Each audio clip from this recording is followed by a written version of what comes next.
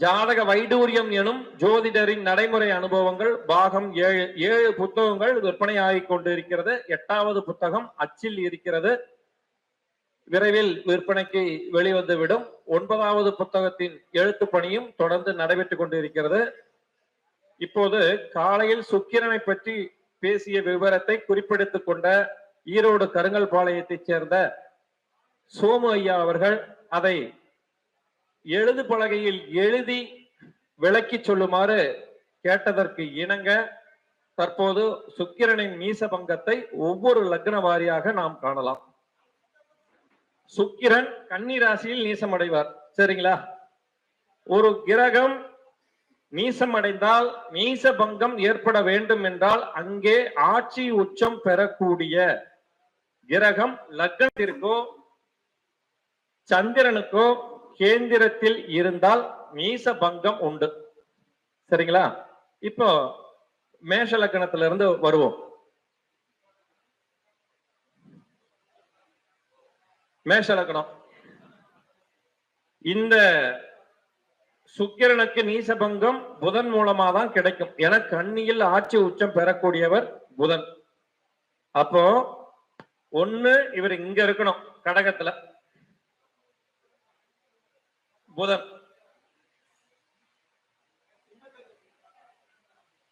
கடகத்தில், மேசத்திற்கு 4ஆம் இடம் கடகம்.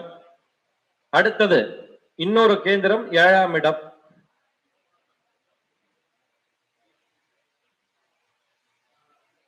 இப்போ சுக்கிரனுக்கு நீசபங்கம் புதன் மூலமாக இந்த 2 ராசிகளில் மட்டும்தான் கிடைக்கும்.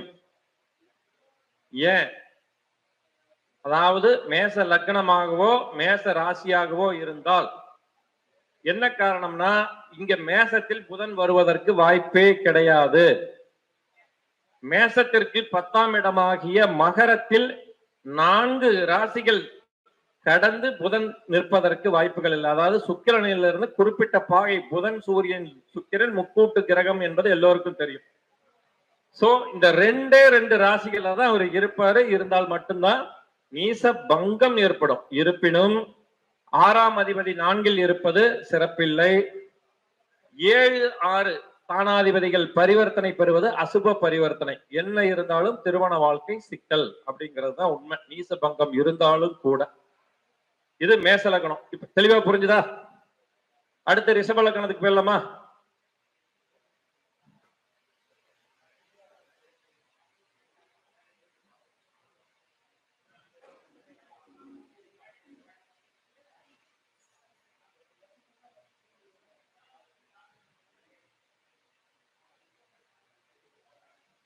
ரிஷப லக்னம், ரிஷப ராசி.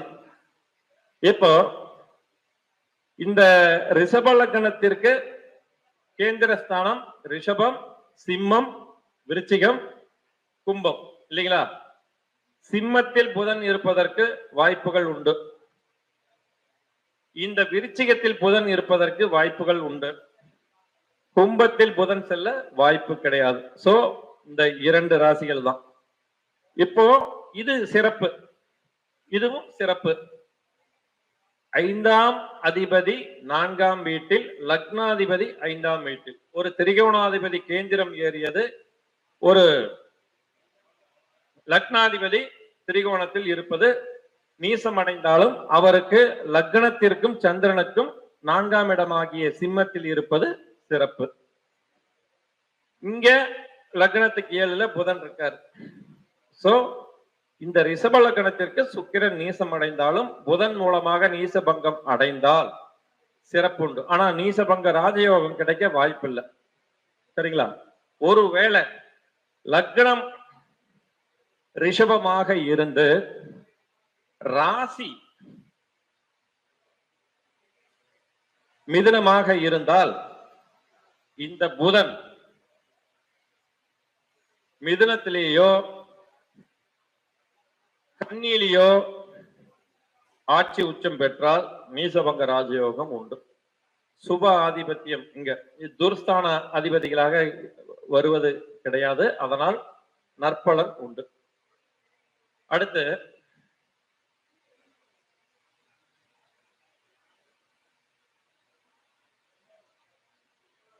இப்ப மிதுன லக்னம், மிதுன ராசின்னு வச்சுக்கோங்க. இப்போ புதன் தனுசில் இருந்தால் நீச பங்கம் மட்டும் உண்டு. சரிங்களா? மிதுனத்திலேயோ கண்ணிலேயோ புதன் இருந்தால் நீசபங்க ராஜயோகம் உண்டு. பல விதத்தில் உண்டு. அதாவது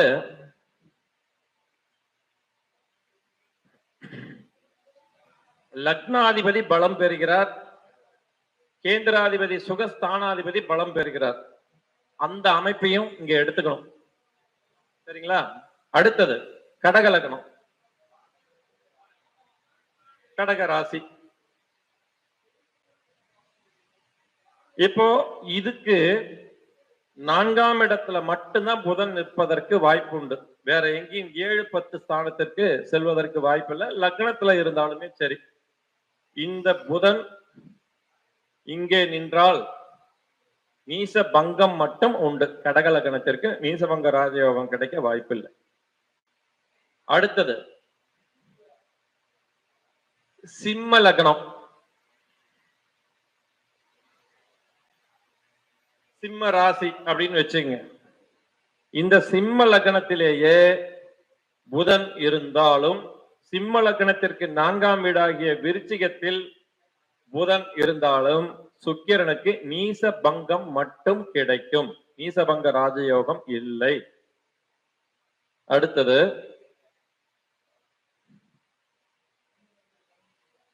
கன்னி லக்னம், கன்னி ராசி. பொதுவா இந்த கன்னி லக்னமா இருந்து சந்திரனுடன் சுக்கிரன் சேர்க்கை பெற்று இருப்பது அடுத்தவரை சுண்டி இழுக்கக்கூடிய கவர்ச்சியான தோற்றமும் வனப்பும் உண்டு. அவர்களை அறியாமலேயே அவர்களுடைய உடல் அங்கம் பிறரை கவர்ந்திழுக்கும். சந்திரன் சுக்கிரன் சேர்ந்திருந்தாலும் சில ஈர்ப்பு சக்தி உண்டு. செவ்வாய் சுக்கிரன் சேர்ந்திருந்தாலும் சில ஈர்ப்பு சக்தி உண்டு. சுக்கிரன் ராகு சேர்ந்திருந்தாலும் சில ஈர்ப்பு சக்தி உண்டு. அது கிரக சேர்க்கை, லக்னம், ராசி ரீதியாக நுட்பமாக மாறுபடும். ஒரு கருத்து 12 விஷயமாக பிரியும். அதுல 9 நட்சத்திர பாதவாரியால் 108 விதமாக பிரியும். இதுதான் மேத்தமெட்டிக்ஸ் கெமிஸ்ட்ரியோட ஒரு நுட்பம்.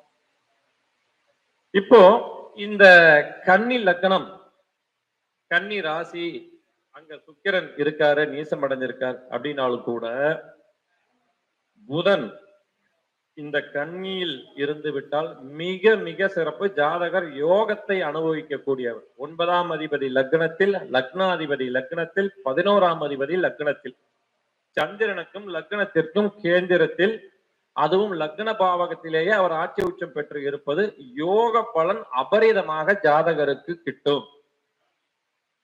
புதன் சுக்கிரன் சேர்க்கை பெற்று இருப்பது தர்ம கர்மாதிபதி யோகத்தையும் கொடுக்கிறது. 9, 10ஆம் அதிபதி சேர்க்கை பெற்று கன்னி லக்னத்திலேயே புதன் சுக்கிரன் இருப்பது உண்மையில் நீசபங்க ராஜயோகத்தை மிக சிறப்பான முறையில் ஜாதகருக்கு பெயர், புகழ், அந்தஸ்து, ஆஸ்தி அனைத்தையும் கொடுக்கும். அதுவும் 11ஆம் அதிபதியும் அங்க இருக்கிறது மிக மிக சிறப்பு. அடுத்தது துலா லக்னம். இருக்கிறதுலயே மோசம். துலாம் லக்னமாகி லக்னாதிபதி சுக்கிரன் 12ஆம் வீட்டில் நீசம் அடைவது மிகவும் பலகீனமான மோசமான அமைப்பு. கொஞ்சம் முன்னாடிதான் சொன்ன, நீசம் அடைந்தால் பலகீனம் கிடையாது, அதன் தன்மைகள் மாறுபடும் என்று கூறியிருந்தேன். ஆனால் துலாம் லக்னத்திற்கு அது பலகீனமே. ஏனென்றால் 12ஆம் இடம். மேலும் புதன் அங்கே துலாம் ராசியில் இருந்தால் லக்னாதிபதி 12ஆம் அதிபதி அசுப பரிவர்த்தனை தோஷமே. இருந்தாலும் இவர் வெளிநாட்டுக்கு சென்று விட்டால் வாழ்க்கை சிறப்பாக இருக்கும். ஏனென்றால் 9ஆம் அதிபதியும் அதே புதனாகி லக்னத்தில் இருப்பது நீசபங்கத்தை கொடுத்தாலும் குறைந்தது 300 கிலோமீட்டர் தூரத்திற்கு அப்பால் சென்று விட்டால், கடல் கடந்து சென்று விட்டால், என கன்னி ஜலவீடு, கடல் கடந்து சென்று ஜாதகர் சிறப்பாக இதெல்லாம் நுட்பமான விஷயம். துலா லக்னம்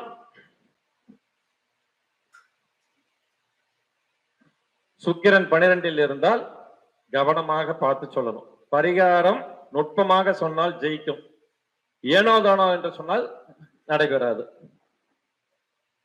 அடுத்து இப்போ மேசத்திலிருந்து துலாம் வரைக்கும் சுக்கிரனை பத்தி நீசபங்கம் சொல்லிட்டு வரோம். இதுல மிதுன லக்னம் கன்னி லக்னமாக இருந்து அங்க புதன் ஆட்சி உச்சம் பெற்றிருந்தால் நீசபங்க ராஜயோகம் சிறப்பை தரும்னு சொல்லியிருந்தோம். அதுல ஆதிபத்திய ரீதியிலும் சொல்லியிருந்தோம். அடுத்தது விருச்சிக லக்னம், விருச்சிக ராசி. இப்போ இதுக்கு கேந்திர 4ஆம் வீட்டில் புதன் வருவதற்கு வாய்ப்பில்லை. 7ஆம் வீடாகிய ரிஷபத்தில் புதன் வருவதற்கு வாய்ப்பில்லை. 10ஆம் வீடாகிய இங்க சிம்மத்தில் புதன் இருப்பதற்கு வாய்ப்பு உண்டு. அப்போ இது மத்திம பலனை தரும். 11ஆம் அதிபதி 10ஆம் வீட்டில் இருப்பதும் 7ஆம் அதிபதி 11ஆம் வீட்டில் இருப்பதும் ஒரு சில பொருளாதார பலத்தை தரும். ஆனால் கொஞ்சம் முன்னாடிதான் பலதார தோஷத்தை பத்தி கேட்டீங்க. பலதார தோஷம் ஏற்படுவதற்கு வாய்ப்புகள் உண்டு. அது ராகு கேதுவின் தன்மையும், இந்த சுக்கிரனை செவ்வாயோ சனியோ ராகுவோ கேதுவோ சம்பந்தப்பட்டால் பலதார தனிப்பட்ட அந்தரங்க வாழ்க்கை வேறு, குடும்ப வாழ்க்கை வேறு, பொருளாதார வாழ்க்கை வேறு, சமூக வாழ்க்கை வேறு. 4 விதமாக நம்ம பிரிக்கணும். அது வேற விஷயம். அடுத்தது தனுசு லக்னம், தனுசு ராசின்னு வச்சுக்கோங்க. இப்போ இதுக்கு புதன் இங்க கேந்திரத்துல 7ஆம் வீட்டுல ஆட்சி பெறுவார். இங்க 10ஆம் வீட்டிலையும் ஆட்சி உச்சம் பெறுவார். தனுசு லக்னத்துக்கு நீசபங்க ராஜயோகம் ஏற்படுகிறது என்று சித்தாந்த ரீதியில் கூறினாலும் கூட நடைமுறையில் தனுசு லக்னத்திற்கு சுக்கிரன் சேட்டையை, சச்சரவை, வில்லங்கத்தை உருவாக்கக்கூடியவர் என்பதை மறந்துவிடக் கூடாது. அவர் 11ஆம் அதிபதி, அதே நேரத்தில் அவர் 6ஆம் அதிபதி. இந்த விஷயத்துல நம்ம தெளிவா இருக்கணும். இதுதான் கெமிஸ்ட்ரி. ஒவ்வொரு லக்னத்துக்கு தகுந்த மாதிரி அந்த பாகைக்கலை விகலை ரீதியாக அந்த ஜாதகத்தின் தன்மை நுட்பமாக மாறுபடுங்கிறத நம்ம புரிஞ்சுக்கணும் அனுபவத்துல. அப்போ இது நீசபங்க ராஜயோகம் கிடைச்சிருச்சு, அருமையா இருக்கும்னு நினைச்சு ஏமாந்துடக்கூடாது. அடுத்தது மகர லக்னம், மகர ராசி அப்படின்னு வச்சுங்க. இப்போ இதுக்கு நீசபங்கம் அடைய வேண்டும் என்றால் 7ஆம் வீடாகிய கடகத்தில் புதன் இருக்கணும், அல்லது 10ஆம் வீடாகிய துலாமில் புதன் இருக்க வேண்டும். இந்த இடத்துல இதுக்கு மலையளவு வித்தியாசம். எது சிறப்பு சோமு ஐயா இப்ப சொல்லுங்க. இப்ப புதன் இங்க இருக்கிறது சிறப்பா, இங்க இருக்கிறது ரெண்டுமே நீசபங்கம். எப்படி சிறப்பு? அருமையான பாயிண்ட். 9-10 பரிவர்த்தனை என்பது பரிவர்த்தனை யோகத்தில் சிறப்பு வாய்ந்த பரிவர்த்தனை, ஒரு கேந்திர திரிகோண பரிவர்த்தனை. 9-10 என்பது அந்த விதத்தில் நீச பங்கமும் கிடைக்கிறது, பரிவர்த்தனை யோகமும் கிடைக்கிறது. இது மிக சிறப்பு. மகர லக்னத்திற்கு துலாம் ராசியில் புதன் நின்று நீசமடைந்த சுக்கிரனுக்கு நீச பங்கம் ஏற்படுகிறது. பரிவர்த்தனை யோகம் மூலமாக மிகச்சிறந்த பலன்கள் கிடைக்கும். இது வெறும் நீசபங்கம், மத்திம பலன் தான். சரிங்களா? அடுத்தது கும்ப லக்னம், கும்ப ராசி, கும்பத்துல சந்திரன். இப்போ புதன் ஒண்ணு இங்க இருக்கணும், அல்லது விருச்சிகத்துல இருக்கணும். இங்க 4ஆம் வீடாகிய ரிஷபத்தில் நிற்க வாய்ப்பு கிடையாது. இங்க இருக்கிறார் அப்படின்னா இந்த ரெண்டுல இது சிறப்பா, இது சிறப்பா, இது மோசமா, இது மோசமா? இப்ப சொல்லுங்க. மோசம். இங்க இருக்கிறது மத்தியமம். கரெக்டா தான் சொன்னீங்க. ஏன்னா 8 கூடையவன் 7இல் இருப்பது ஒரு விதத்தில் தோஷம். காதல் ஏற்பட்டு திருமணம் நடைபெறாது, திருமணம் ஏற்பட்டாலும் திருமண முறிவு ஏற்பட்டுவிடும். களத்திரக்காரகன் 8ஆம் வீட்டில். இந்த லக்னத்திற்கு யோக காரகன் சுக்கிரன், அவர் 8ஆம் வீட்டில். அதனால நீச பங்கம் இருந்தாலும் கூட இது சிறப்பில்லை. இது கொஞ்சம் மத்தியம பலன்களை தரும். இந்த அளவுக்கு மோசமான பலனை தராது. ஏனென்றால் ஒரு திரிகோணாதிபதி கேந்திரத்தில் இருப்பது சிறப்பு. அடுத்தது மீன லக்னம், மீன ராசின்னு வச்சுக்கங்க. இருக்கிறதுலயே மோசம் இதுதான். ஆனா இதுக்கு நீச பங்கம் 3 விதத்துல கிடைக்க வாய்ப்புண்டு. ஒண்ணு புதன் இங்கேயும் இருக்கலாம், இங்கேயும் இருக்கலாம், இங்கேயும் இருக்கலாம். இப்போ இங்க இருந்தால் தனுசில் புதன் இருந்தால் நீச பங்கம் மட்டும் உண்டு. ஆனாலும் திருமண வாழ்க்கை சிறப்பில்லை. கிடைத்ததை வைத்து அனுசரித்து சென்றால் ஏதோ அடையாளத்திற்கு ஒரு திருமண வாழ்க்கை உண்டு. அப்படித்தான் எடுத்துக்கணும். இதே புதன் கன்னியில் இவரோட சேர்ந்திருந்தா 3ஆம் அதிபதி,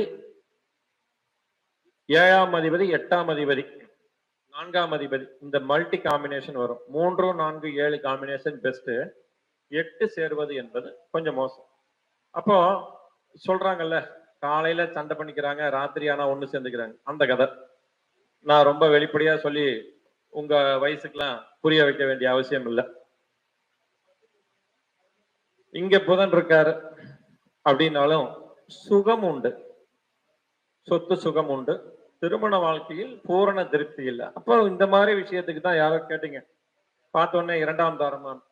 அப்போ சனி எப்படி இருக்கிறாரு அப்படின்னு பார்த்து சொல்லலாம். சனி ராசியிலையும் அம்சத்திலையும் சிறப்பாக இருந்து ஏகதாம்சமும் சிறப்பான நிலைகள் இருந்தால் 2ஆம் தாரம் உண்டுன்னே சொல்லலாம்.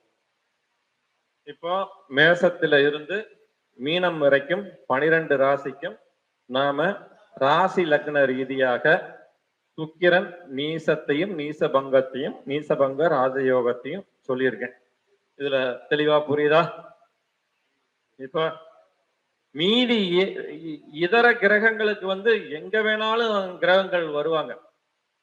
இப்ப வேற ஏதாவது ஒரு கிரகம் நீசம் சொல்லுங்க, நான் சொல்றேன். ஏதாவது ஒரு கிரகம் நீசத்தை சொல்லுங்க. சோமையா, சூரியன் எங்க நீசமாவாரு? துலாம்ல சூரியன் நீசம் அடைவார். அப்பயும் இந்த புதன் சுக்கிரன் சூரியனை விட்டுருங்க, வேற. ஏன்னா இவங்க கிட்டக்கையே வருவாங்க. சந்திரன் இருக்கலாமா? ரைட்டு. சந்திரன் விருச்சிகத்தில் நீசம். அப்போ ரூல்ஸ் என்ன? இங்க ஒரே ஒரு அப்ளிகேஷன் தான் வரும். இங்க ஆட்சி மட்டும்தான், செவ்வாயை வச்சுதான் வரும். ஈஸியா டெவலப் பண்ணலாம். நான் சொல்றேன், செவ்வாயை எடுத்துக்கங்க, கடகத்தில் நீசம். இங்கே உச்சம் அடையக்கூடிய குரு அல்லது இங்கே ஆட்சி பெறக்கூடிய சந்திரன் லக்னத்திற்கோ சந்திரனுக்கோ கேந்திரத்தில் இருந்தால் நீச பங்கம் உண்டு. அந்த கேந்திரத்தில் ஆட்சி உச்சம் பெற்று இருந்தால் நீசபங்க ராஜயோகம் உண்டு. இப்போ மேச லக்னம்னு வச்சுக்கோங்க, சந்திரன் இங்க இருந்தா சிறப்பு. 1-4 பரிவர்த்தனை, நீச பங்கமும் உண்டு. சரிங்களா? இந்த ரிஷப லக்னமா இருக்கு, செவ்வாய் கடகத்துல நீசம் அடைஞ்சிருந்தாலும் இங்க சந்திரன் இங்க வருவாரு, இங்க வருவாரு, இங்க வருவாரு. இதுல இது மோசம், நீச பரிவர்த்தனை சிறப்பு இல்ல, திருமண வாழ்க்கை சிறப்பு இல்ல, சகோதர உறவு சிறப்பு இல்ல. இது மத்தியமம், இங்கே இருப்பது மிகச் சிறப்பு. இந்த செவ்வாய்க்கு நீச பங்க ராஜயோகம் சந்திரன் மூலமாக கிடைக்கிறது. அடுத்தது மிதுன லக்னம் அப்படின்னு எடுத்துக்கிட்டீங்கன்னா, இங்கே உச்சமடையக்கூடிய குரு இங்கே தனுசில் அல்லது மீனத்தில் ஆட்சி பெற்றால் நீசபங்க ராஜயோகம் உண்டு. இந்த மாதிரி ஒவ்வொரு கிரகத்துக்கும் லக்ன ராசி ரீதியா பார்க்கணும். ஆனா இந்த இடத்துல லக்னத்துக்கு தான் நடைமுறையில் பலம் உண்மையில் கிடைக்கிறது, ராசிக்கு அந்த அளவுக்கு இல்லை. பெயரளவில் நீசபங்கம் அப்படிங்கிறது தான் நீசபங்க ராஜயோகம். சந்திரன் 8ஆம் வீட்டுல இருந்து அந்த சந்திரனுக்கு கேந்திரத்துல ஒரு கிரகம் ஆட்சி உச்சத்துல தான் சிறப்பை தராது. 6, 8, 12 குறிப்பா 8, 12 சந்திரன் லக்னத்திற்கு அமைந்து அந்த சந்திரனுக்கு கேந்திரத்தில் அந்த ஆட்சி உச்சம் பெறக்கூடிய கிரகம் நின்றால் நீசம் அடைந்த கிரகம் அந்த நீசபங்க ராஜயோகம் என்று கூறினாலும் கூட நடைமுறையில் சிறந்த பலன் கிடைப்பதில்லை. இந்த மாதிரி ஒவ்வொரு விஷயத்துக்கும் நுட்பமா நம்ம பகுத்து அறிஞ்சு போறதுதான் ஜோதிடம். பார்த்தோன்னே கோச்சாரம் அந்த குரு பயிற்சி வந்துருது இப்படின்னு சொல்றது இல்ல. குரு பயிற்சிக்கு நான் என்ன சொல்லியிருக்கேன், அவரவர் சொந்த ஜாதகத்தில் எந்த ராசியிலிருந்து குரு பெயர்கிறார், அது அவருடைய ராசிக்கும் லக்னத்திற்கும் எத்தனாவது ராசி, அந்த ராசியில் எந்த கிரகம் அவருடைய சொந்த ஜாதகத்தில் இருக்கிறது அப்படிங்கிற கிரக சேர்க்கையும் எடுத்துக்கணும். இதர கிரகங்கள் ஜனன கால அந்த குருவின் மீது பயணிக்கிறார்களா, தற்போதைய திசா புத்தி என்ன, இத்தனை விஷயங்களை எடுத்துக்கொள்வது மட்டுமல்லாமல் அஷ்டவர்க்க பரல் ஒவ்வொரு ராசியிலும் அந்த குரு எத்தனை பரல்கள் வாங்கி இருக்கிறார், அது அவருக்கு எந்த வீடு, நட்பு வீடா, ஆட்சி வீடா, உச்ச வீடா, பகை வீடா, நீச வீடா என்பதை சீர்தூக்கி பார்த்து பலன் எளிதில் கூற முடியும். நாமவே குரு 9க்கு வந்து விட்டால் மிகச்சிறப்பு, யோகம் கிடைத்துவிடும் என்பதும் சரிவராது. அதே போல குரு எனக்கு சாதகமாக இல்லை என்று கூறினாலும் நல்லாவே இருப்பாங்க. நிறைய விஷயம் இருக்கு. விதிவிலக்கு. ஒரு விஷயம் நடக்கணும்னா அதுக்கு சப்போர்ட்டா 4 விஷயம் வந்து ஸ்ட்ராங்கா அதை தாங்கி பிடிக்கணும். அப்பதான் அது சிறப்பா, நல்லதாக இருந்தாலும் கெட்டதாக இருந்தாலும் அது நடைபெறும். இப்போ நீசத்தை பத்தி தெளிவா சொல்லிட்டோம். அடுத்து வரக்கூடிய காலத்துல பார்வை அப்படிங்கிறத பத்தி நம்ம தெளிவா விரிவா பேசலாம். நம்ம நினைக்கிறோம் உங்களை சிந்திக்க வைக்கிறதுக்காக அடுத்த மாசம் நீங்க சொல்லணுங்கிறதுக்காக ஒரு விஷயம், பார்வை பலன். எத்தனை பேர் பார்வை பலன் திருஷ்டி கோணம் டிகிரி இத்தனை டிவைடட் பை இத்தனைன்னு போட்டு இத்தனை பர்சன்டேஜ் தான் இந்த கிரகம் இந்த கிரகத்தை பார்க்கிறது, இந்த வீட்டை பார்க்கிறதுங்கிறத நீங்க பார்த்திருக்கீங்க. உதாரணத்துக்கு ஒண்ணு சொல்றேன். ஒரு துலாலகணம்னு வச்சுங்க, சுக்கிரன் உத்திராடத்தில் இருக்கிறார், சரிங்களா? உத்திராடம் ஒண்ணுன்னா வர்க்கோத்தம் வாங்கி. இப்ப கடகத்தில் சந்திரன் சனி இருக்காங்கன்னு வச்சுங்க. இவங்க ஒருத்தர் புனர்பூசத்துல இருக்காரு, சந்திரன் புனர்பூசம் 4ல வர்க்கோத்தமாக இருக்காரு, சனி பூசம் 1ல இருக்காரு. இப்படி வச்சுங்க. இப்ப நம்ம நார்மலா என்ன சொல்லுவோம், இந்த சுக்கிரனுக்கு 8ஆம் வீட்டில் இந்த சந்திரன் சனி இருக்கிறார்கள், அஷ்டக சஷ்டக தோஷம்னு சொல்லுவோம். உண்மையில் அங்க அஷ்டக சஷ்டக தோஷம் இல்லை. அதுதான் அந்த டிகிரி வேல்யூ, பாவக மாற்றம், இத்தனை விஷயத்த இருக்கு. திருஷ்டி கோணத்துல பாத்தீங்கன்னா இந்த சுக்கிரன் இந்த இருவரையும் ஒரு 90% பார்ப்பார். திருஷ்டி கோணம் அந்த ஃபார்முலால வச்சு பார்த்தா 90% இவங்களை பார்ப்பார். இவங்க 2 பேரும் அதே 90%ல இவங்களை பார்ப்பாங்க. இந்த அளவுக்கு ஜோதிடம் உண்டு. நான் இதை கண்டெல்லாம் பிடிக்கல. என்னைக்கோ சிஜி ராஜனும் பிவி ராமனும் எழுதி வச்சுட்டு போயிட்டாங்க. சில விஷயங்கள் தோஷம் சரியில்லைன்னு சொல்றாங்க, ஆனா நல்லா இருக்காங்க. என்னன்னு பார்க்கும்போது இப்படி நுட்பமா நம்ம கணித ரீதியா ஆய்வு செய்து எடுக்கும். கிரக பாவ பலாஸ்னு பிவி ராமன் ஒரு புக் எழுதி இருக்காரு. சிஜி ராஜனது ஜாதக கணிதம் 1, 2, 3 இருக்கு, படிங்க. ஒண்ணு ஃபுல் இங்கிலீஷ், இன்னொன்னு மலையாளம் தமிழ் கலந்த மாதிரி இருக்கும் சிஜி ராஜன்.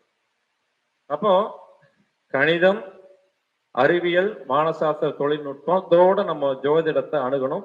கிரகத்தின் மீது ஒரு பயபக்தி இருக்கணும். நம்ம செஞ்ச பாவ புண்ணியத்துக்கு தான் மோசம் தோஷமே ஒழிய கிரகமே நமக்கு செய்யுதுன்னு நினைச்சிட்டு கிரகத்தின் மேல பழி போடக்கூடாது.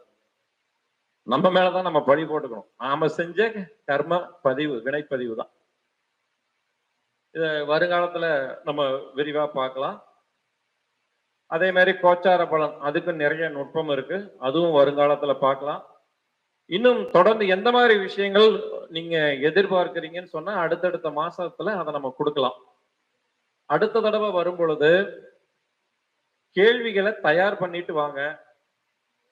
ஒரு 5 கேள்வியோ 10 கேள்வியோ பதில் சொல்லும் போது அதை நீங்க எல்லாம் தலையை பிச்சுக்கிட்டு இருப்பீங்க. ஒரு எளிமையா இங்க ஒரு விடை கிடைக்குதுன்னா இது எவ்வளவு பெரிய விஷயம். இந்த வாய்ப்பெல்லாம் நீங்க நல்ல முறையில பயன்படுத்திக்கணும். இந்த வாய்ப்பை பயன்படுத்திங்க. அதே மாதிரி வருகின்ற பிப்ரவரி மாதம் 5ஆம் தேதி சனிக்கிழமை ஜூம் மீட்டிங் மூலமாக அடிப்படை முதல் ஜோதிட வகுப்பு எடுக்க இருக்கிறேன். மற்றவங்க மாதிரி 6 மாசத்துல படிச்சா ஜோதிடர் ஆக்கிடுவேன் அப்படிங்கிறதுலாம் உண்மையில் முடியாது, முடியவே முடியாது. ஒவ்வொரு பேட்சும் 6 மாசம். அடிப்படை 6 மாதம், நடுநிலை 6 மாதம், மேல்நிலை 6 மாதம், முதுநிலை 6 மாதம். 4 செமஸ்டர் மாதிரி குருகுல வாசத்துல படிக்கணும். எவரி 3 months 3 மாசத்துக்கு ஒரு தடவை செமினார் மாதிரி அட்டன் பண்ணி கேள்வி பதில் ஒர்க் ஷாப் உண்டு. அது 10 பேர் படிச்சாலும் சரி, 50 பேர் படிச்சாலும் சரி. இதுதான் நன்கொடை. ஒரு மாதத்திற்கு 4 வகுப்பு 480 ரூபாய். ஒரு வகுப்பிற்கு 120 ரூபாய் தான். 2 மணி நேரம் முதல் 2.5 மணி நேரம் முதல் நடைபெறும்.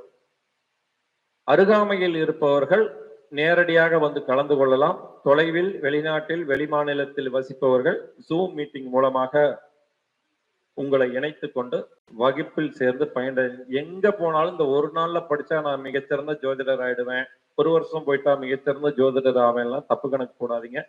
கற்றது கையளவு, கல்லாதது உலகளவு. There is no end of learning in our life அப்படிங்கிறது தான் யதார்த்த உண்மை. நானும் இன்னும் நிறைய படிக்கிறேன். இப்ப இதை எழுத நிறைய ரெஃபரன்ஸ் எடுக்கிறேன். நம்ம எழுத்துப்பூர்வமா கொடுக்குறோம், முடிஞ்ச வரைக்கும் சிறப்பா கொடுக்கணும், பிழை திருத்தம் இல்லாம கொடுக்கணும் அப்படிங்கிறதுக்காக ஒவ்வொரு தடவையுமே மறுபதிப்பு வரும்போது அதை சீர்தூக்கி பார்த்து பிழை திருத்தம் செய்துதான் கொடுத்துட்டு வரேன். தாராளமாக பிழைகளை சுட்டி காட்டுங்கள். சரியாக இருக்கும் பட்சத்தில் அதை ஏற்றுக்கொண்டு சரி செய்து கொடுக்க வேண்டியது அடியேனின் தார்மீக கடமை, உரிமை. அதை சரி செய்து கொடுக்க காத்திருக்கிறேன். அதே போல இந்த ஜோதிடரை பார்த்து ஏளனம் செய்து கொண்டு ஏகடியம் செய்யும் பழக்கத்தை விட்டு உங்களுக்கு பிடிக்கலையா ஒதுங்கி சென்று விடுங்கள். ஜோதிடரை உதாசீனப்படுத்தி நிஸ்ப தோஷத்திற்கு ஆளாக வேண்டாம். 5ஆம் இடம் ஜோதிடம். ஜோதிடரை உதாசீனப்படுத்தினால் உங்களுடைய புத்திர தோஷம் கடுமையாக பாதிக்கும். முதல் புத்தகத்தில் முதல் அத்தியாயத்திலேயே அதை நான் உதாரண ஜாதகத்துடன் கொடுத்திருக்கிறேன். எல்லோருக்கும் பரிகாரம் எடுபடாது. பரிகாரம் எடுபடுவதற்கும் சில நுட்பமான விதிமுறைகள் உண்டு. அது உங்கள் அனுபவத்திற்கு உங்களுக்கே புரியும். இன்றைய நிகழ்ச்சி வேறு யாராவது உங்க கருத்தை தெரிவிக்கணும்னு நினைக்கிறீங்களா? ஏதாவது கேட்கணும்னு இருக்கா? கோவிந்தராஜா போன தடவை நிறைய கேட்டீங்க. சரி, போதும். தங்கராஜ் ஐயாவா? ரைட், நீங்க முன்னாடியே கேள்வி கேட்டீங்க. சோமு ஐயா லஞ்ச்ல கேட்டீங்க. இப்ப உலகம் முழுக்க இந்த சுக்கிரனுக்கு நீசம் நீசபங்கத்தை பத்தி சொன்னோம். அத நிறைய போய் சேர்ந்திருக்கோம். வாஸ்து வந்து நீங்க அடுத்த மாசம் தயாராயிட்டு வந்துடுங்க, பேசலாம். போர்டுல வந்து வரைஞ்சு நான் வாஸ்து வந்து சிம்பிளா தொட்டு காமிக்கிறேன். நாங்க எப்படி பண்ணுவோம்னா, எப்பவுமே இது நார்த் போல், சவுத் போல், இது ஈஸ்ட், இது வெஸ்ட். எப்பவுமே வாஸ்து கையாளும் போது வடக்கு பார்த்து உட்கார்ந்து பழகுங்கன்னு சொல்லுவோம். இதுதான் பால பாடம். அப்பதான் உங்களுக்கு அந்த டைரக்ஷன் தெளிவா மனசுல புரியும். இப்படி இருக்குதுனால இதுதான் ஈசானியம் இல்லையா?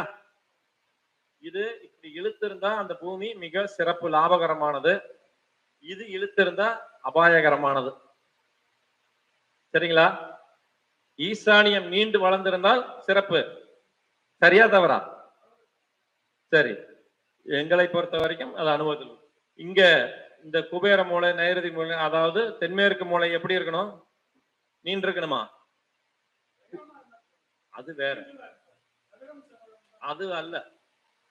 இங்க வந்து குறுகி இருந்தால் அதிர்ஷ்டம், இது நீண்டு விட்டால் துரதிர்ஷ்டம். அது அவங்க என்ன பண்ண, ஒண்ணு அந்த இடத்த வந்து சதுரிச்சு கட்டணும்னு சொல்லுவாங்க. உயரம் மேடுங்கிறது வேற, அது ரொம்ப எளிமையானது. ஸ்கொயர் பண்ணணும், ஒரு இடத்தை சதுரிக்கணும்னு சொல்லுவாங்க. இந்த மாதிரி அடிப்படையான விஷயம் இருக்கு. அந்த தான் நிறைய பேர் நிறைய தவறு செய்வாங்க. அப்புறம் அந்த இன்ச்சு கணக்கு வைப்பாங்க, அடி கணக்கு வைப்பாங்க. ஏன் இதை சொல்றேன்னா, முத்துப்பாண்டிய வீடு கட்டுறதுனால இன்னைக்கு அது தோணுது. இப்ப ஒரு பிளான் போட்டீங்கனாலும் அது ஒரு 2-3 பேர்கிட்ட காமிச்சுக்குங்க, ஒரு டிஸ்கஸ் பண்ணிக்கங்க, தகுந்த வழிகாட்டுதல் கிடைக்கும். உங்ககிட்ட யாரும் காசு வாங்க போறதில்ல. எங்க வீடியோ மட்டும் போடுங்கன்னு கேட்பாங்க, வேற ஒண்ணும் இல்லை. இருந்தாலும் கேட்டுங்க. ஒரு வீடு வந்து நல்ல அதிர்வலையை உள்வாங்கி உங்களுக்கு ஊக்கத்தையும் மன நிறைவையும் தரணும். அது இருந்தா போதும். அந்த வீட்டுல வந்து சமையல் மிக பிரதானமா இருக்கணும். நல்ல ஸ்பேஸ் விட்டு வெளிச்சமும் இருக்கணும். அந்த இடத்துல கலரும் முக்கியமா அப்ளை பண்ணும். எல்லோ, ஆரஞ்சு இந்த மாதிரி கலர் தான் அப்ளை பண்ணும். கலருக்கும் சைக்காலஜி உண்டு. ஏன்னா நாங்க கலரிஸ்டா இருந்தோம். எங்களுக்கு கலர்ல ஒவ்வொரு கலருக்கும் இப்ப சுக்கிரனுக்கு என்ன கலருங்க? வெள்ளை மட்டும்னு சொல்றீங்க. உண்மைதான். பிரைட் கலர்ஸ் அத்தனைக்கும் லஷரஸ் பளபளப்பான கிளுகிளுப்பான கலர் எல்லாமே சுக்கிரன் தான். இந்த டர்காய்ஸ் ப்ளூ, ராயல் ப்ளூ இதெல்லாம். டார்க் நேவி, டல் ப்ளூ இதுக்கெல்லாம் வந்து சனி வருவார். இந்த மாதிரி பிரைட் கலருக்கு ப்ளூல வர்றதுக்கெல்லாம் சுக்கிரன் தான். இந்த இப்ப இது எடுத்துங்க. அதனாலதான் இந்த 6வது புத்தகத்துக்கு இந்த டர்காய்ஸ் ப்ளூவை நான் கொடுத்துருக்கேன். இத நீங்க ராமர் ப்ளூன்னு சொல்லுவீங்களா? இந்த மாதிரி இப்ப அதே மாதிரி ராகுவுக்கு என்ன கலருங்க? ராகுவுக்கு என்ன கலரு? கருப்பு. கருப்பு. இன்னொரு கலரும் உண்டு. கத்திரிப்பு கலர். அதனாலதான் இங்க கத்திரிப்பு கலர் கொடுத்திருக்கேன். குருவுக்கு அது மட்டும் சொல்லு. மஞ்சள், இன்னொரு கலரு சந்தனம். இங்க சந்தனத்தை கொடுத்திருக்கோம். பேர் என்ன? பேரு ஜாதக சந்தனம்னு வச்சிருக்கோம். சந்திரனுக்கு அரசலவை. இந்த வெள்ளைங்கிறதுல சந்திரன் சுக்கிரன் 2 பேர் வருவாங்க. ஆஃப் ஒயிட் அப்படிங்கிறது வந்து சந்திரன். டாஸ்லிங் ஆப்டிக்கல் ஒயிட் அப்படிங்கிறது வந்து சுக்கிரன். சூரியனுக்கு என்ன கலரு? சிகப்புலாம் கிடையாது. சிகப்புலாம் கிடையாது. ரோஸ். அதனாலதான் ரோஸ் கொடுத்திருக்கோம். ஆரஞ்சும் கரெக்ட் தான். இது கேதுவுக்கு மல்டி கலர். இது எத்தனை கலர் இருக்கு? 7 கலர் இருக்கு. Multi colour. புதனுக்கு 5வது புத்தகம். அப்போ அந்தந்த நாளுக்குரிய கிரகத்திற்குரிய நிறத்தை அந்த பயன்படுத்தும் போது, உடையை பயன்படுத்தும் போது சிறப்பை தரும். அப்படி கேட்கணும். இது என்ன கலர்? செவ்வாழைன்னு சொல்றீங்களா? அடர் சிகப்பு, டார்க் ரெட், பிரிக்கு, கோரல். அதனாலதான் கோரல்னு இங்கிலீஷ்ல சொல்ற பவளமே செவ்வாய்க்கான ரத்தின கல்லா வச்சாங்க. அதே மாதிரி உணவு, அந்தந்த நாளுக்கு உண்டான உணவு. அதே மாதிரி நம்ம வழிபாடு நடத்துறதுல அன்னைக்கு ஆன்மீக சொற்பொழிவுல தான் சொல்லுவோம். சிவனை கும்பிடுறீங்களா? திதியில எந்த திதிக்கு போலாங்க? சிவன் கோயிலுக்கு. சிவன் கோயிலுக்கு எந்த திதியில போகலாம்? திரையோதசி திதி, பிரதோஷம், அமாவாசை, பௌர்ணமி. பெருமாளை கும்பிடுறதுக்கு எந்த திதி? ஏகாதசி. இன்னைக்கு ஏகாதசி. முடிஞ்சா பெருமாள் கோயிலுக்கு போங்க. முருகனுக்கு திதியை கேட்டுக்கிறீங்க. சஷ்டி. விநாயகருக்கு சதுர்த்தி. எவ்வளவு தெளிவா கொடுத்திருக்காங்க. நட்சத்திரம். பெருமாளுக்கு எந்த நட்சத்திரம்? திருவோணம். சிவனுக்கு எந்த நட்சத்திரம்? திருவாதிரை. முருகனுக்கு எந்த நட்சத்திரம்? அப்புறம் மத்தது விசாகம். விசாகமும் கிருத்திகை. விசாகம் தான் முருகனுக்கு உகந்தது. அவர் அவதரித்த நட்சத்திரம் விசாகம். ஆடி மாதத்தில் வருகின்ற கிருத்திகைக்கு விசேஷம் உண்டு. அது அடியனுக்கு தெரியாது. நீங்க யாரு வேணாலும் சொல்லுங்கன்னு சொல்லி 22 வருஷமா நான் தேடிட்டு இருக்கேன்.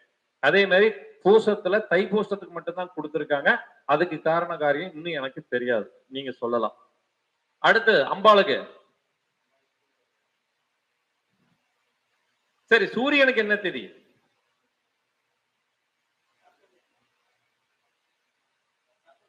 ரத சப்தமின்னு சொல்றோம்ல, அந்த சப்தமி திதி. மகர சங்கராந்தி இந்த இதுக்கு வர்றது. அதாவது அயனத்தில் முக்கியமா எடுத்துக்குவாங்க சூரியனுக்கு. மகரத்தில் வருவதனாலதான் அது மகர சங்கராந்தி அப்படின்னு சொல்றது. அந்த தை மாதத்துல.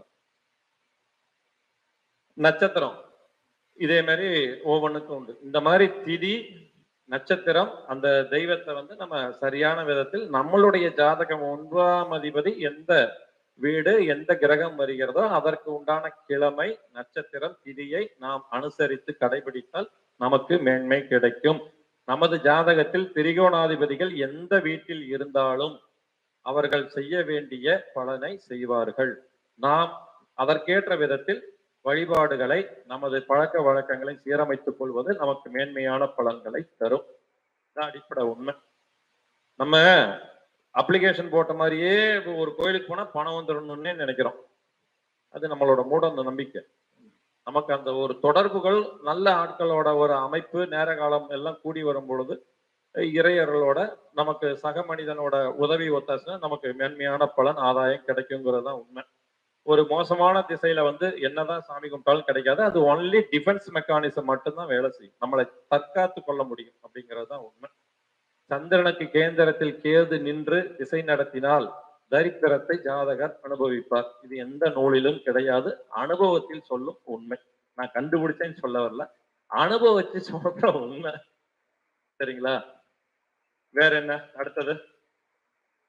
இந்த வாய்ப்பு இன்னைக்கு இவ்வளவு தூரம் யதார்த்தமா பேசுறோம். மறுபடியெல்லாம் எப்ப இப்படி கிடைக்குங்கிறதெல்லாம் அறுதியிட்டு உறுதியாக சொல்லவே முடியாது.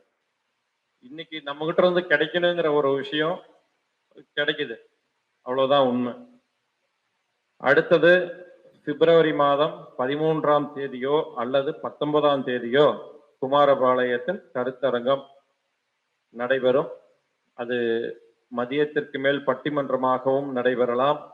கூடிய விரைவில் நமது நிர்வாகிகளை கலந்து ஆலோசித்து உங்களுக்கு சரியான முறையில் அறிவிப்பு வெளியிடப்படும். இத்தனை தூரம் நமக்காக மிகுந்த சிரமத்தை பொருட்படுத்தாமல் பயணம் செய்து நம்மை எல்லாம் படம் பிடித்து உலக மக்களின் ஆன்மீக ஜோதிட நல் உள்ளங்களின் இல்லங்களுக்கே நம்மை ஊடகத்தின் வழியாக பயணிக்க வைத்த முத்துப்பாண்டி ஐயா அவர்களுக்கு ஸ்ரீ யோகேஷ் ஜோதிட பரிபாலனம் தனது நெஞ்சார்ந்த நன்றிகளை வாழ்த்துக்களை தெரிவித்துக் கொள்கிறது. வாழ்க ஜோதிடக்கலை, வளர்க ஜோதிடர்கள் ஒற்றுமை, ஓங்குக ஜோதிடர்களின் புகழ், பேராற்றல் பெருகட்டும், பெருங்கருணை மலரட்டும், நல்லவை நிறைவேறட்டும். இன்னைக்கு கருணைங்கிறதே இல்லாம போகுது. ஆனா சந்திரனை மட்டும் அனுதினமும் பார்க்கிறோம். சந்திரனை பார்க்கும் போதாவது நமக்கு கருணைங்கிற எண்ணம் வரணும். சக மனிதன் ஒருத்தன் துன்பப்பட்டா உதவணும், ஒத்தாசை பண்ணணும். எனக்கு என்னன்னு போறதுக்கு பேரு கருணையே கிடையாது. கருணை கடலேன்னு இறைவனை நாம மட்டும் அழுது அழுது கும்பிடுறோம். ஆனாலும் ஒரு சக மனிதனுக்கு நம்ம ஒரு இரக்கம் காமிக்கிறது, அதுவும் நமக்கு ஒரு தோஷமாக வேலை செய்யும். அதே மாதிரி தப்பு நடக்கும்போது எதிர்த்து கேள்வி கேட்கறது இல்லை, அந்த செவ்வாய் பயன்படுத்துறது இல்லை. அதே மாதிரி இத்தனை வாய்ப்புகள் தொழில்நுட்பம் இருந்தும் தெளிவா படிச்சு புலமையை அடையறதில்ல, புதனை பயன்படுத்துறது இல்லை. அதே மாதிரி எனக்கு தெரிந்த வித்தைய 4 பேருக்கு சொல்லி கொடுக்கணுங்கிற குரு மனப்பான்மை இல்லை, அதை மறைச்சிட்டு போயிடுறாங்க. அதே மாதிரி ரசனையான உணர்வை வந்து அனுபவிக்காம இயந்திரம் போல செலவு அப்படியே இயங்கிக்கிட்டு இருக்கிறோம். சுக்கிரனியோட சிருங்காரத்தை நீதி நேர்மையை பெரும்பாலும் மதிக்கிறது இல்லை. சனியின் தன்மை காரகத்துவத்தை நம்ம உள்வாங்கி வெளிப்படுத்துறது இல்லை. அதே மாதிரி நமக்குள் ஒரு சமூகமே எதிர்த்தாலும், ஒரு சபையில் அனைவரும் எதிர்த்தாலும் அதை கண்டு அஞ்ச மாட்டேன், நான் எனது கொள்கையில் நின்று சாதிப்பேன் என்று என்னுடைய பேராற்றலை நான் பயன்படுத்த தெரியாமல், ராகுவின் தன்மையை உணராமல் நாம் ராகு தோஷம் மோசம் என்று தேவையில்லாமல் தெரிந்து கொண்டிருக்கிறோம். அதே போல என்னதான் வாழ்ந்தாலும் இது எத்தனை தடவை தான் பிறந்து வாழ்றது, இதுக்கு என்னதான் தீர்வு, என்னதான் முடிவு? அப்போ முக்தின்னு ஒண்ணு இருக்கு. அதுக்கு அந்த ஞானம் அப்படிங்கிறத அடையணும்னா கேதுவின் தன்மையை உணர்ந்து ஒவ்வொரு கெட்ட விஷயத்துல இருந்து நம்ம விடுதலை ஆகணும் அப்படிங்கிறதையும் நம்ம உணர்ந்து செயல்படுறதில்ல. இதுதான் நவகிரகத்தோட சூட்சமம். ஆனா அந்த கிரகம் எனக்கு செஞ்சாரு, அந்த கிரகம் எனக்கு எடுத்தாருங்கிற மாதிரி நமக்கு தகுந்த மாதிரி விருப்பு வெறுப்பு பயன்படுத்தி நம்ம கிரகங்களையே தப்பா பழிச்சு சொல்றது மேலும் சாபத்திற்கு தோஷத்திற்கு தான் ஆளாக்குமே தவிர துன்பத்திலிருந்து விடுதலை கிடைக்கிறதற்கு வாய்ப்பு இல்லை. நம்மை உணர்ந்து செயல்பட வேண்டும். நன்றி. இன்றைய தினம் மிகச்சிறந்த முறையில் தமிழகத்தின் பல இடங்களிலிருந்து, திருநெல்வேலியிலிருந்து அண்ணாதுரை வந்தாரு, சென்னையிலிருந்து அண்ணாமலை வந்தாரு, சென்னையிலிருந்து பிரகாஷ், கோவையிலிருந்து சாய்கலை வந்தாரு, கோவையிலிருந்து பண்டிட் விஜய், ஈரோடு நம்ம சோம ஐயா வந்தாரு, சேலத்துல இருந்து நம்ம பூபதி ஐயா, நம்ம குமாரபாளையம் நம்மள முகநூல் வாயிலாக பார்த்துட்டு இன்னைக்கு முத்துப்பாண்டி ஐயாவையும் என்னையும் நேர்ல பாக்குறாரு ஒருத்தர். அதாவது இவங்க வந்து ரசிகர்கள் சந்திச்ச மாதிரிதான் நம்ம எடுத்துக்கணும். அப்புறம் நீண்ட நாள் உடன் படித்த ஜோதிட கலைஞர் அவரும் ஒவ்வொரு அரங்கத்திற்கும் வந்து நிறைய கருத்துக்களை உள்வாங்கி கொண்டு இருக்கிறார். எப்பொழுது எப்படி வெளிப்படுத்துவார் என்பது அவர் வெளிப்படுத்தும் போது நாம் அறிந்து பாராட்ட காத்திருக்கிறோம். அதே போல மூத்த கலைஞராக இருந்தாலும் அறியாத விஷயத்தை அறிந்து கொள்ளும் போது ஒரு குழந்தைக்கு உண்டான பணிவுடன் ஆர்வத்துடன் செயல்பட்ட சோமு ஐயா அவர்களுக்கும் நன்றி. இங்கே சொற்பொழிவு ஆற்றுவதற்கு பரணி பாரதி ஐயா வாஸ்து சூட்சுமங்கள் என்ற தலைப்பில் கேபி சிஸ்டத்தை கையாண்டு கூறியது மிகச் சிறப்பாக இருந்தது. அதில் 3ஆம் பாவகத்தை பற்றி கூறிய விதம் மிக அருமை. தாந்திரீக நுட்பங்கள் என்ற தலைப்பில் பேசிய நமது செந்தூரான் ஜோதிட நிலையம் சென்னையைச் சேர்ந்த தாந்திரிக ரத்னா ஒரு பிரகாஷ் ஐயா அவர்கள் மிக சிறப்பாக பேசினார்கள். அவர்களுக்கு எங்கள் நெஞ்சார்ந்த நன்றியை தெரிவித்துக் கொள்கிறோம். அதே போல சிஸ்டத்தின் மூலமாக ஜோதிடத்தை அடுத்த பரிணாமத்திற்கு எடுத்து சென்று அனைவருக்கும் சிறந்த முறையில் சேவையாக செய்து வரும் முகுந்தன் முரளி ஐயா அவர்களை நெஞ்சார வாழ்த்துகிறோம். அதே போல மருத்துவ ஜோதிடம் என்ற தலைப்பில் கடந்த முறை வராததற்கு இந்த முறை மிக விரும்பி முன் வந்து மிக சிறப்பாக பேசி சபையை இன்னும் சிறப்பு சேர்த்த சென்னை அண்ணாமலை ஐயா அவர்களுக்கு நன்றி செலுத்த கடமைப்பட்டு இருக்கிறேன். அதே போல கும்பாபிஷேக குடமுழுக்கு விழாவிற்கு சென்ற போது ஆன்மீக சொற்பொழிவு ஆற்றியதற்காக வக்கிரகாளியம்மன் கோவில் உபாசகர் உயர்திரு முருகன் ஐயா அவர்கள் பொன்னாடை போற்றி கௌரவப்படுத்தியதற்காக நெஞ்சார்ந்த நன்றியை தெரிவித்துக் கொள்கிறேன். அதே போல எண்கணித சூட்சுமங்களை தனக்கே உரிய அனுபவத்தை கையாண்டு மிக சிறப்பாக எடுத்துரைத்த மூத்த முன்னோடி ஜோதிட கலைஞராகிய கமலசேகரன் ஐயா அவர்களுக்கு நெஞ்சார்ந்த நன்றியை தெரிவித்துக் கொள்கிறேன். டிஎன்ஏ நவீன தொழில்நுட்ப ஜோதிடத்தை மிகச் சிறந்த முறையில் தனக்கே உரிய பாணியில் தனது அனுபவத்தை வெளியிட்ட உயர்திரு அண்ணாதுரை ஐயா அவர்களுக்கு நெஞ்சார்ந்த நன்றியை தெரிவித்துக் கொள்கிறேன். அதே போல யார் என்ன படிக்கலாம் என்ற தலைப்பில் கல்வியை பற்றி பல கண்ணோட்டத்தில் தனது அனுபவத்தை வெளிப்படுத்திய பைரவா ஜோதிடர் காட்பாடி நான் கோவிந்தராஜ் ஐயா அவர்களுக்கு நெஞ்சார்ந்த நன்றியை தெரிவித்துக் கொள்கிறேன். இந்த விழா சிறப்பதற்காக ஜோதிட ஆர்வலர்கள் வருகை புரிந்ததை எண்ணி அகம் மகிழ்கிறேன். தொடர்ந்து உங்களுடைய மேலான ஆதரவை நல்கி ஜோதிடத்திற்கு பெருமை சேர்க்க எல்லாம் வல்ல இறைவனை வேண்டி விரும்புகிறேன். நாட்டுப்பண் பாடலாம்.